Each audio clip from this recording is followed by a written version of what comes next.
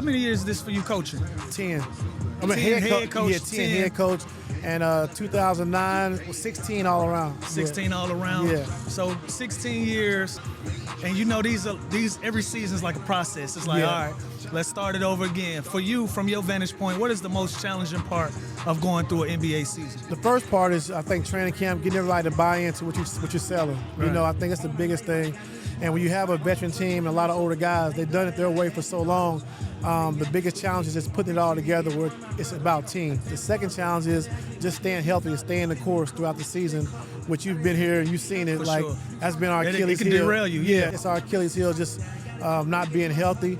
And I think at the end of the season, just make sure we have fresh bodies, guys that are healthy going into the playoffs. Mentality-wise, you got a lot of guys on that roster that are in pivotal points of their careers. Like you said, some of the OGs, some of the vets, they want to just win now. But you got a guy like Brad coming from Phoenix, where a lot of people say that was a bad run, and I'm sure that he wants to get to a place in his career where y'all must have forgot who I was and what I can do, even though he had flashes of it. But if you look at it, people will say, well, it didn't work out in Phoenix, but he obviously got a lot of basketball left. You got a guy like CP going into his 20th year. Obviously, Kawhi wants to win another championship. James wants to get a ring, and other guys. What is your message going into camp with getting everybody on the same page and knowing, look, this is going to be a long journey, but we all got to be on the same page of how we approach it? For me, Lou, it started this summer. Like, once we acquired Brad and, CP, like, just talking to him throughout the summer, like, just trying to get everybody on the same page.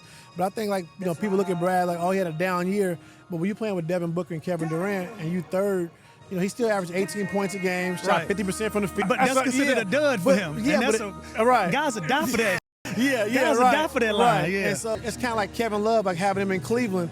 Like, Kevin Love was a bad dude. But, like, when Kyrie and Bron, I had to talk to K-Love, like, listen, man, like, this is what we need from you. Like, I'm going to get you your touches, out of timeouts, different stuff. But he sacrificed and was able to win a championship. And I think, that's kind of what happened to Brad over in Phoenix, just like being the third option. But she averaged 18, and 50% from the field, 40% from three.